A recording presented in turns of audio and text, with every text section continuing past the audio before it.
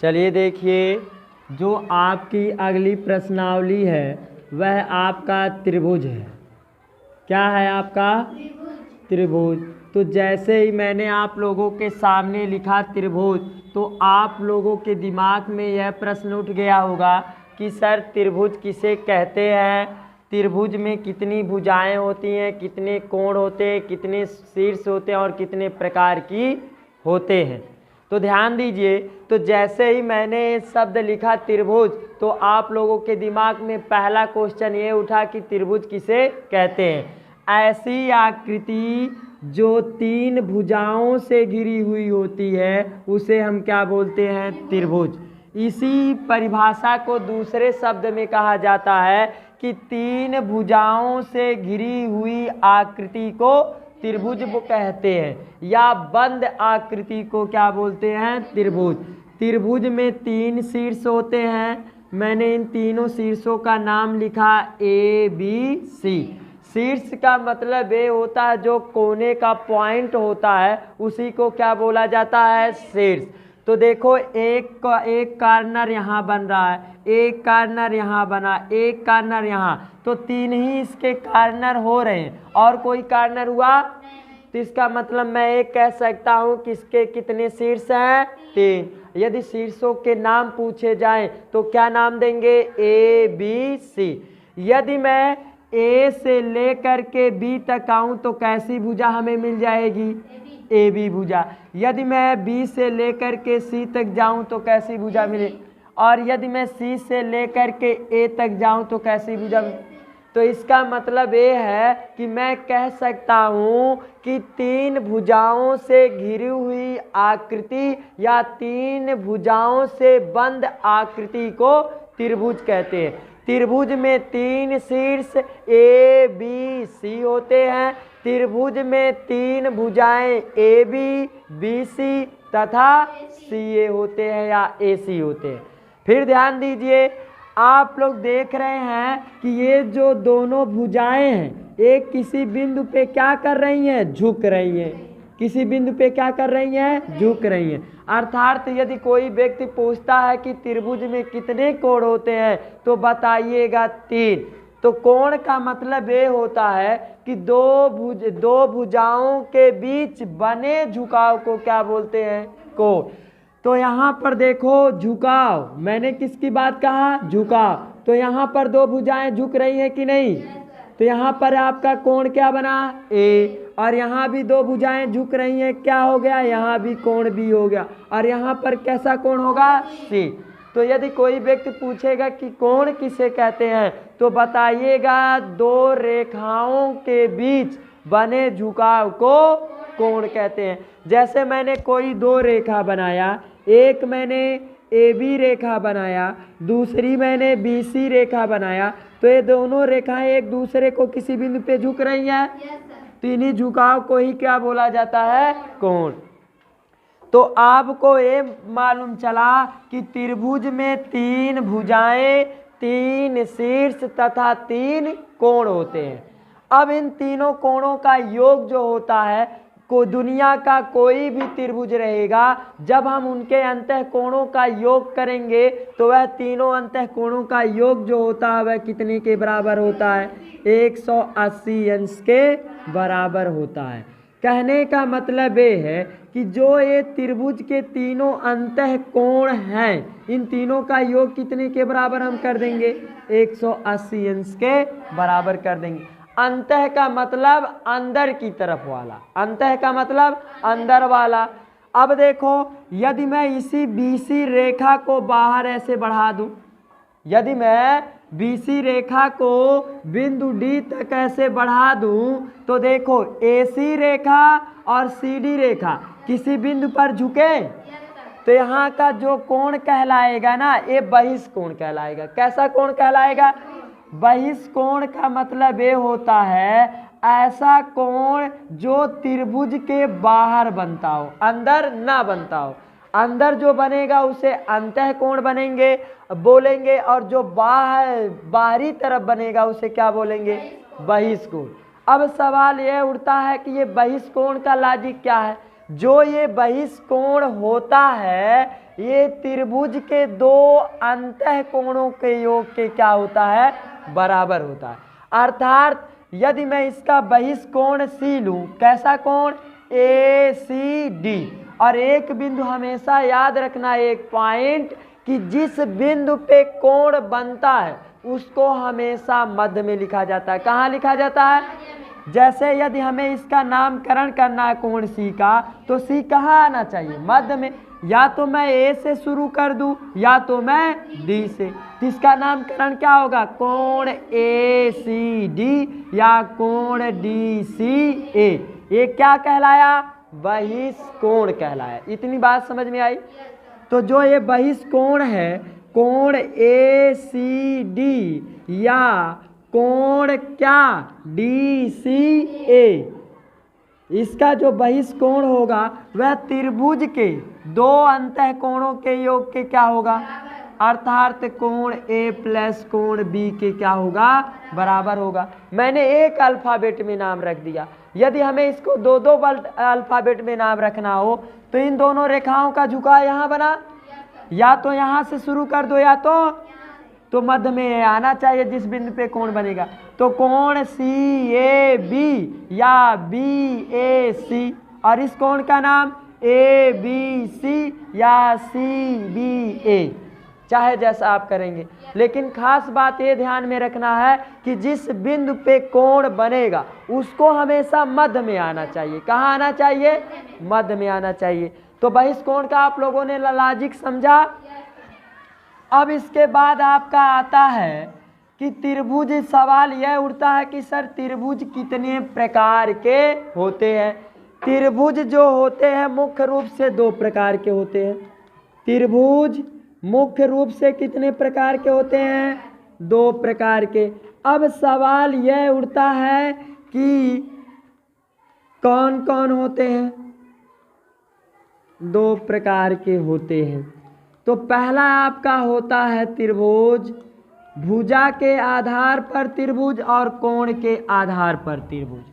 पहला आपका रहेगा कोण के आधार पर त्रिभुज। पहला क्या रहेगा आपका, कोण के आधार पर त्रिभुज।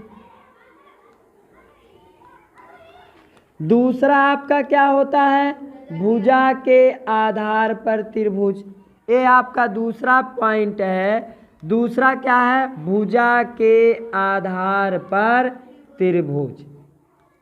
अब यहाँ पर ध्यान दीजिए, जैसे ही मैंने कहा कि कोण के आधार पर त्रिभुज, तो फिर आप लोगों के दिमाग में यह प्रश्न उठ गया होगा कि सर कोण के आधार पर त्रिभुज कितने होते हैं और भुजा के आधार पे त्रिभुज कितने होते हैं।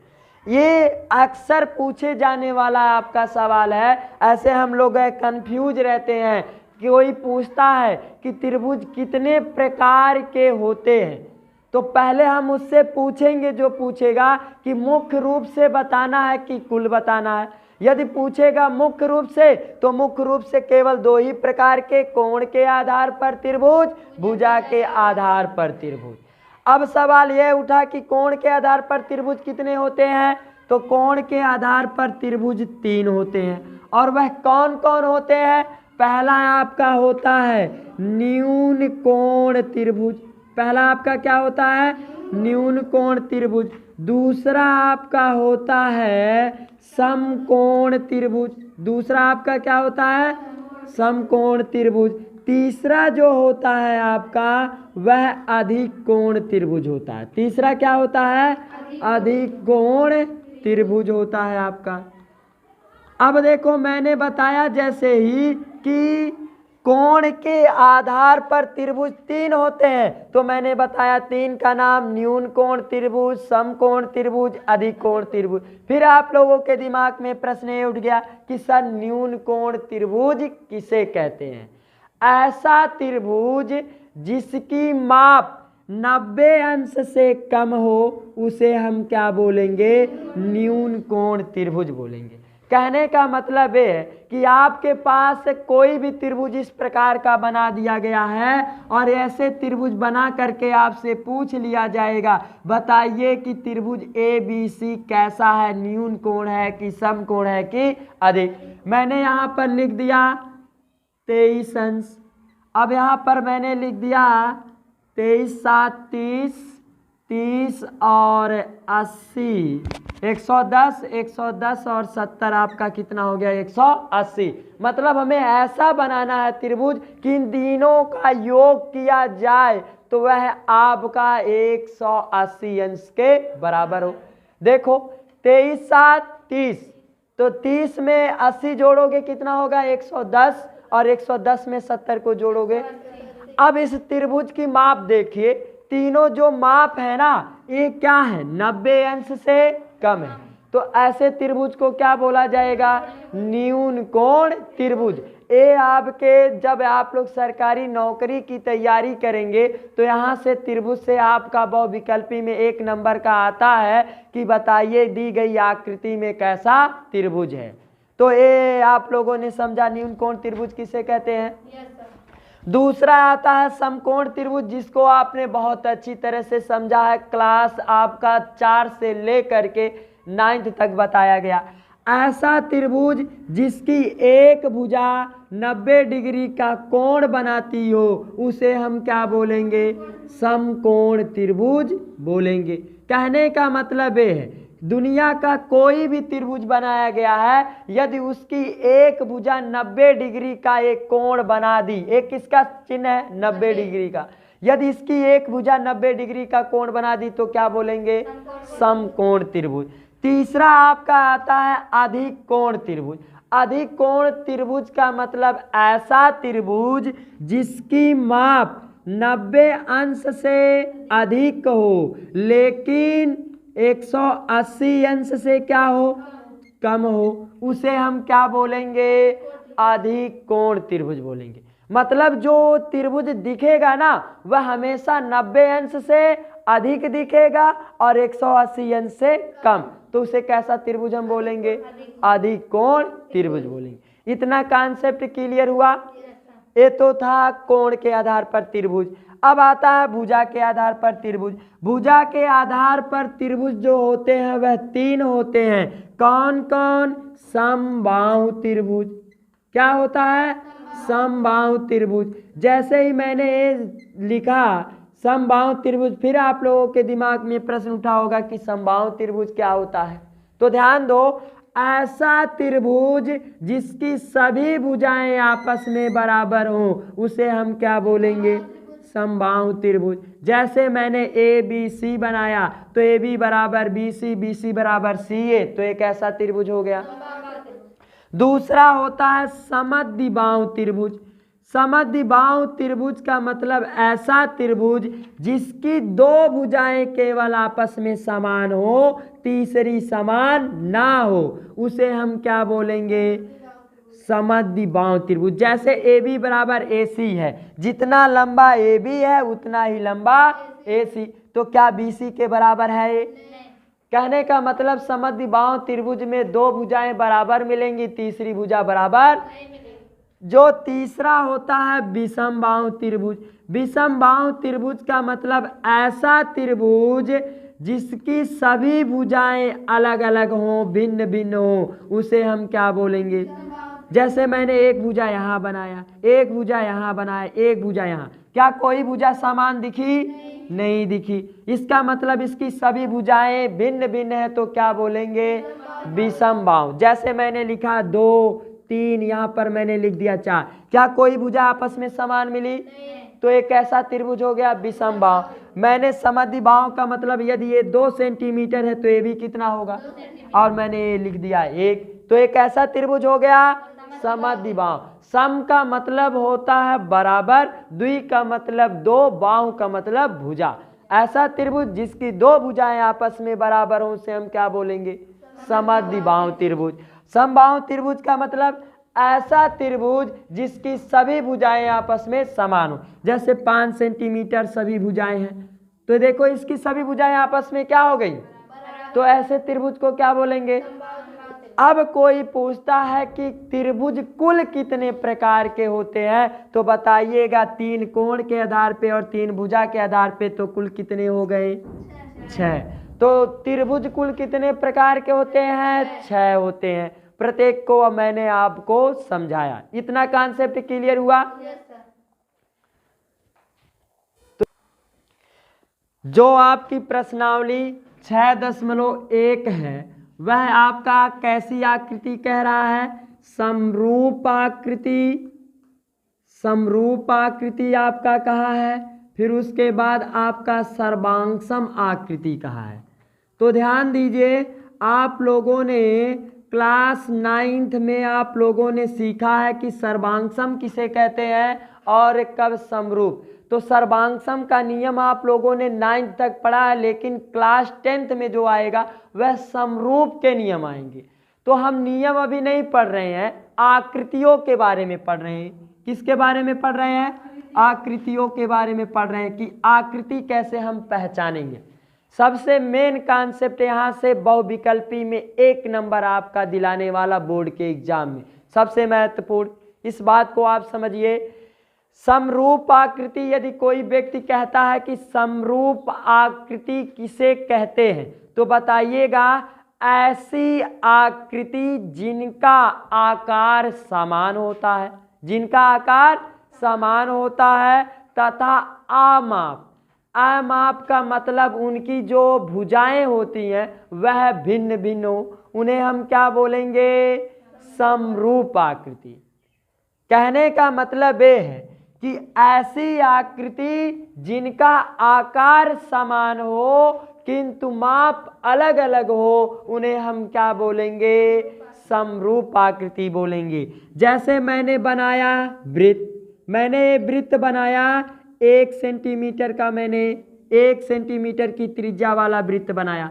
मैंने दूसरा जो वृत्त बनाया वह 2 सेंटीमीटर की त्रिज्या वाला वृत्त बनाया। मैंने तीसरा वाला जो वृत्त बनाया वह 3 सेंटीमीटर की त्रिज्या लेकर के वृत्त बनाया।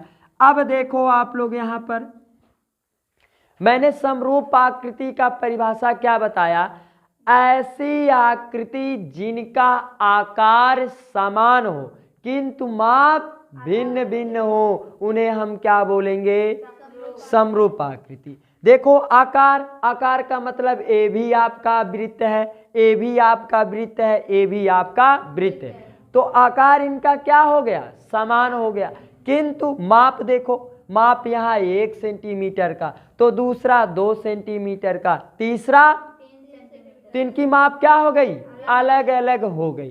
तो इसका मतलब मैं ये कह सकता हूं कि दुनिया के जितने भी सभी वृत्त होते हैं वह कैसे होते हैं? समरूप होते हैं।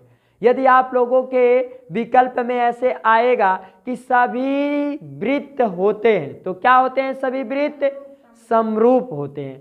सभी में सब कुछ आ जाएगा।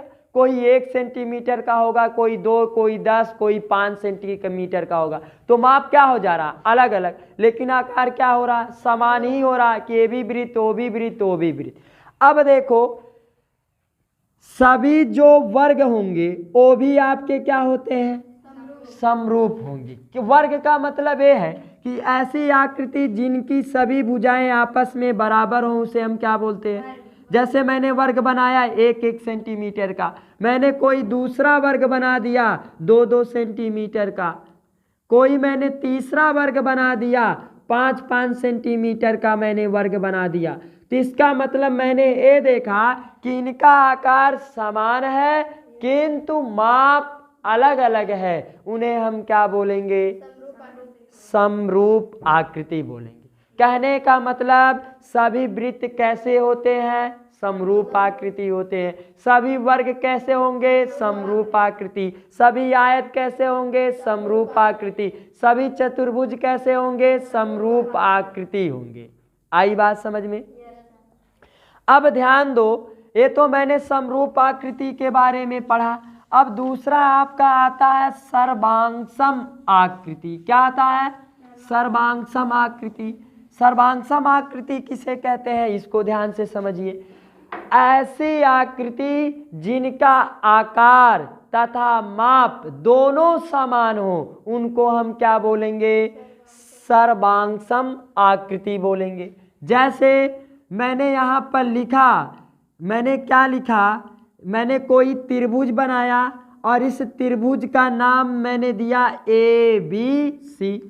मैंने इस त्रिभुज का नाम क्या दिया? A B C. A 2 centimetre है, ए 3 सेंटीमीटर है, ए 4 सेंटीमीटर है।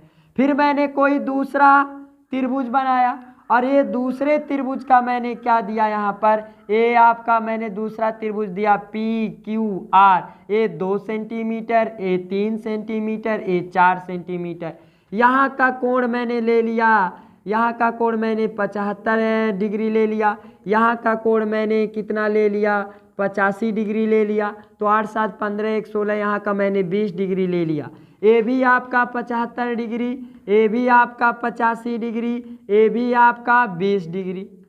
तो देखो यहाँ पर मैंने क्या कहा? ऐसी आकृति जिनका आकार, देखो ए भी त्रिभुज, ए भी त्रिभुज, क्या है? ऐसी आकृति जिनका आकार तथा माप समान हो। देखो ए बी वाली भुजा किसके बराबर है? पी क्यू भुजा के। ए सी वाली भुजा किसके बराबर है? पी आर के। और बी सी किसके बराबर है? क्यू आर के। जितना कोण ए है उतना ही कोण पी है, जितना कोण बी है उतना ही कोण क्यू है, और जितना कोण सी है उतना ही कोण। तो एक क्या हो गया? आकार माप दोनों आपस में क्या हो गए? समान हो गए। तो ऐसी आकृतियों को क्या बोलेंगे? सर्वांगसम आकृति बोलेंगे। जैसे या आप यहाँ पर ये कह सकते हैं इस बात को, जैसे मैंने 2 वृत्त बनाया। क्या बनाया? 2 वृत्त। पहले वृत्त की मैंने रचना किया 2 सेंटीमीटर की, और मैंने दूसरे भी वृत्त की रचना कर दिया 2 सेंटीमीटर की। तो ये देखो आकार भी समान, माप भी समान, कि पहला वाला भी वृत्त 2 सेंटीमीटर का त्रिज्या है, दूसरा वाला भी वृत्त 2 सेंटीमीटर का त्रिज्या। तो आकार के साथ साथ माप भी क्या हो जा रहा है? तो ये 2 वृत्त कैसे कहलाएंगे? 2 सेंटीमीटर वाले सर्वांगसम आकृति कहलाएंगे। इतना कॉन्सेप्ट क्लियर हुआ कि नहीं? तो अब देखिए, यदि आप लोगों ने समरूप आकृति और सर्वांगसम आकृतियों के बारे में आप लोगों ने समझ लिया, तो प्रश्नावली जो 6.1 का सवाल दिया है वो आपका लग जाएगा। अब देखो पहला सवाल आपका क्या दिया है? कह रहा है कि कोष्ठकों में दिए गए शब्दों में से सही शब्दों का प्रयोग करते हुए रिक्त स्थानों को भरिए। क्या लिखा है? सभी वृत्त होते हैं। तो सभी वृत्त क्या होते हैं? अभी अभी मैंने बताया, सभी में सब आ जाएंगे वृत्त। तो सभी का मतलब कोई 1 सेंटीमीटर का वृत्त होगा, कोई 2 सेंटीमीटर का वृत्त होगा, कोई 5, कोई 10, कोई 90, ऐसे अधिक है, अलग अलग माप के होंगे। तो इसका मतलब है कि उनका आकार केवल समान होगा, किंतु माप क्या होगी? अलग अलग होगा। उन्हें हम क्या बोलेंगे? तो सभी वृत्त कैसे होते हैं? समरूप होते हैं। तो पहले वाले में क्या भरा जाएगा? दूसरा आपका दिया गया है, दूसरा वाला कह रहा कि सभी वर्ग होते हैं। क्या कह दिया? सभी कह दिया। तो सभी का मतलब छोटा बड़ा वाला सब आ जाएंगे।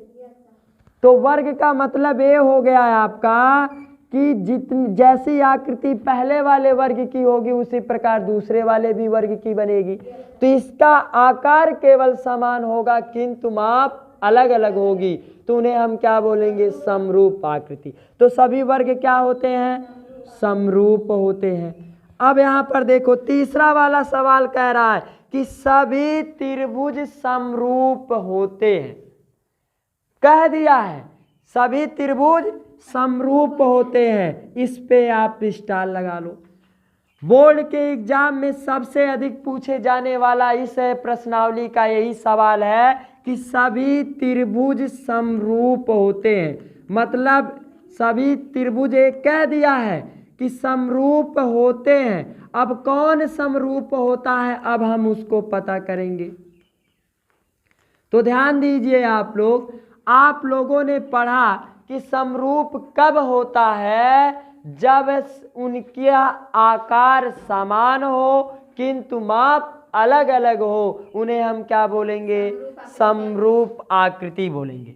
तो एक समबाहु त्रिभुज का आप लोगों ने नाम सुना होगा, ऐसा त्रिभुज मतलब जो सभी समरूप त्रिभुज होते हैं, मतलब जो समबाहु त्रिभुज होता है वह कैसा त्रिभुज होता है, समरूप। तो सभी समबाहु त्रिभुज कैसे होते हैं, समरूप। अब सवाल ये देखो, समबाहु मैंने बनाया, समबाहु का मतलब ऐसा त्रिभुज जिसकी सभी भुजाएं आपस में क्या हो, बराबर हो। जैसे मैंने एक त्रिभुज ABC बनाया 2 सेंटीमीटर का, तो इसकी सभी भुजाएं क्या हो जाएंगी, 2-2 हो जाएंगी। अब मैंने कोई दूसरा त्रिभुज बनाया, PQR बनाया, तो PQR कैसा त्रिभुज है, समबाहु। समबाहु का मतलब इसकी सभी भुजाएं आपस में क्या हो जाएंगी, तो ये 3-3 सेंटीमीटर का हो गया। कोई मैंने तीसरा समबाहु त्रिभुज बनाया, और ये तीसरा समबाहु त्रिभुज बनाया DEF बनाया, और ये कितने का ले लिया, 4-4 सेंटीमीटर का ले लिया। तो देखो जो दुनिया के सभी समबाहु त्रिभुज होते हैं कैसे होते हैं, समरूप होते हैं, मतलब इनका आकार क्या है, समान है, और माप क्या है, अलग अलग।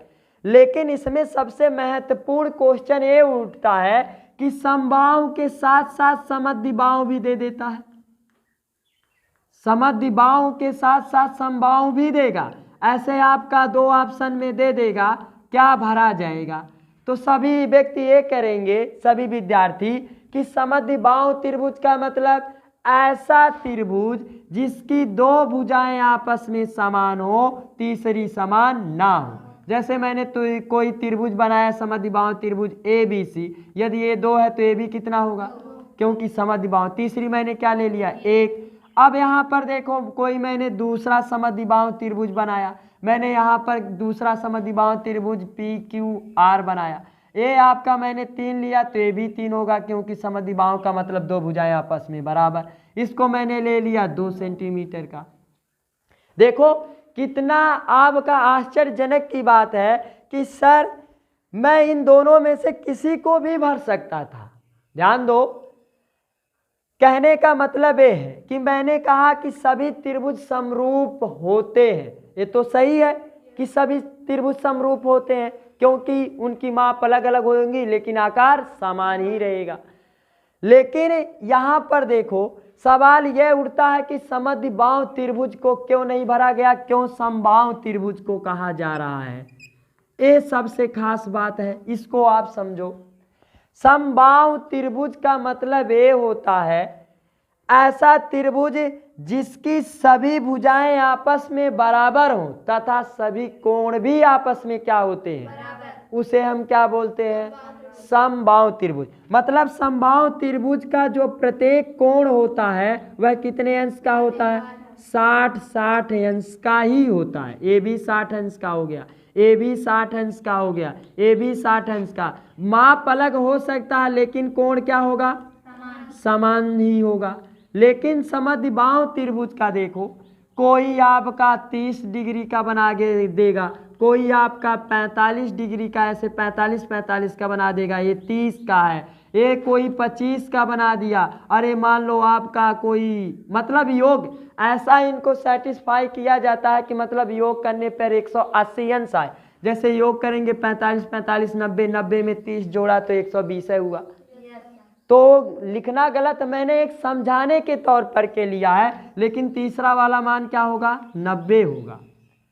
समद्विबाहु का मतलब ये हो गया कि 2 ही भुजा बराबर होंगी और 2 ही कोण आपस में बराबर होंगे, लेकिन तीसरा नहीं बराबर होगा। तो इस समद्विबाहु वाली की तुलना में इसमें अधिक प्रमाण मिल रहा है कि नहीं, तो जिसका प्रमाण अधिक मिलता है उसी को क्या किया जाता है, सही साबित किया जाता है। जैसे उदाहरण के लिए आप 2 चोर को ले लो, जो चोर अपने निर्दोष होने का मतलब है दोषी ना होने के अधिक प्रमाण को प्रस्तुत करेगा सामने, उसको दोषी ठहराया नहीं जाएगा, उसको मतलब कहा जाएगा कि आपने चोरी नहीं किया। और जो चोर अधिक प्रमाण नहीं दे पाएगा उसे क्या कर दिया जाएगा, चोर घोषित कर दिया जाएगा, क्योंकि उसकी तुलना में ये अधिक प्रमाण दे दिया ना। तो देखो इसका आकार यहाँ भी समान, इसका आकार यहाँ भी समान, तो दोनों को होना चाहिए ना।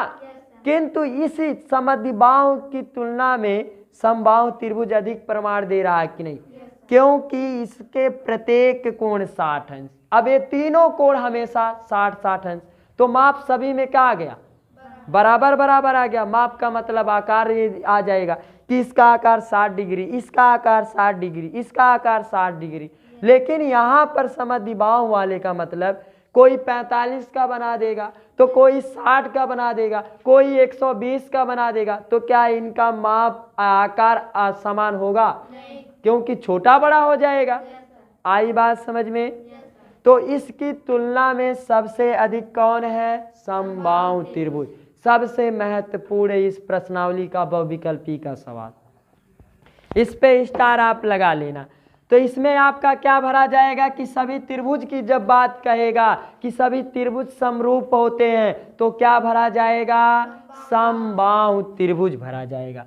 आप समद्विबाहु को मत भरिएगा, क्योंकि मैंने उसका लॉजिक बताया है कि ये क्यों नहीं लिया जाता है समद्विबाहु, आखिर उसका भी तो आकार समान होता है। लेकिन समद्विबाहु त्रिभुज की तुलना में समबाहु त्रिभुज का अधिक प्रमाण होने के कारण मैं उसको क्या घोषित करता हूं?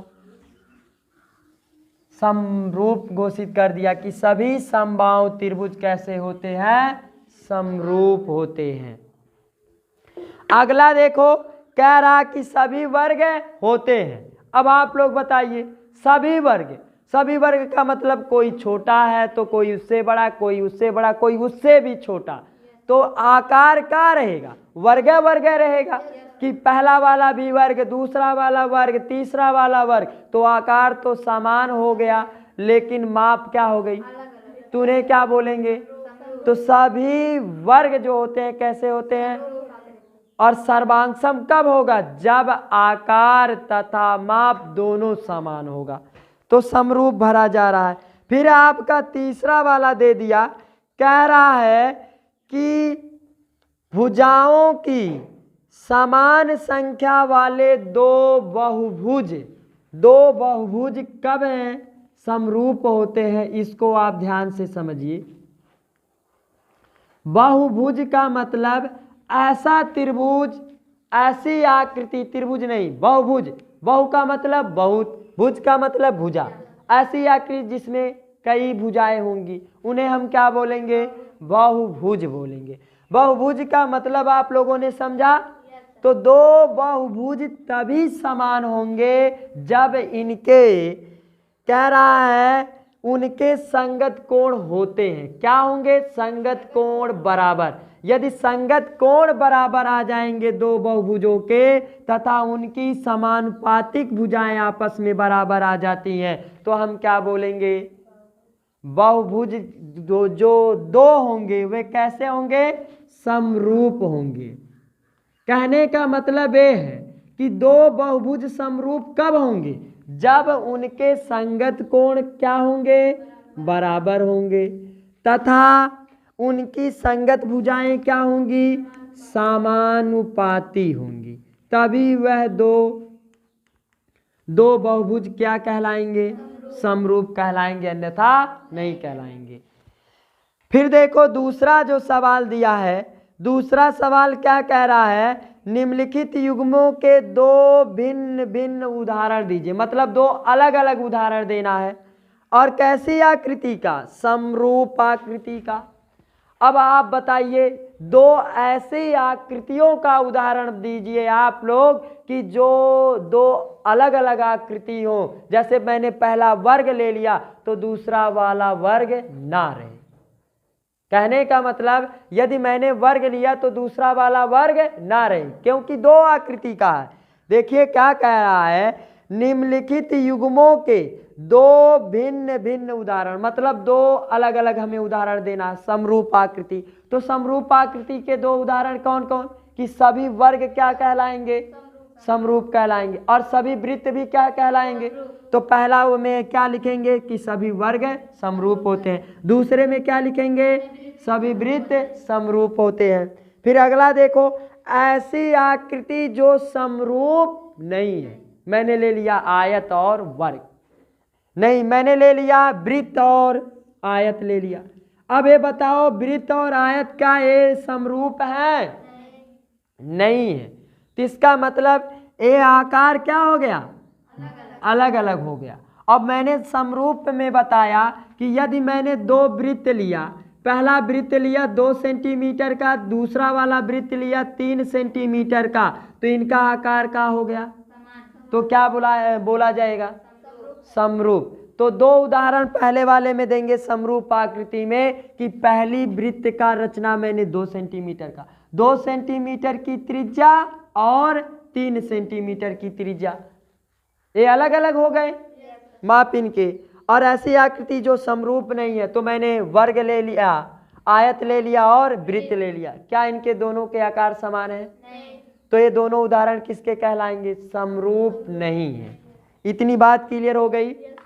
अब अगला देखो आप लोग सवाल क्या कह रहा है आपका अगला कॉन्सेप्ट। अगला जो आखिरी सवाल दिया गया है 6.1 का, वह कह रहा है ऐसे कि बताइए कि निम्नलिखित चतुर्भुज समरूप है या नहीं है। तो ऐसे आप आकृति को बना लो। ऐसे आकृति आपकी बनाई गई है। मैंने यहाँ पर यस, यहाँ पर पी, यहाँ पर Q लिखा है, यहाँ पर R लिखा है। ए आपका 1.5 सेंटीमीटर, ए भी 1.5 सेंटीमीटर है, ए भी 1.5 सेंटीमीटर है, ए भी 1.5 सेंटीमीटर है। दूसरा क्या बनाया है आपका? वर्ग बना दिया है। दूसरा क्या बना दिया? वर्ग बना दिया। वर्ग का हम इसको कैसे पहचाने कि ये वर्ग है? ऐसी आकृति जिसकी सभी भुजाएं आपस में क्या हो?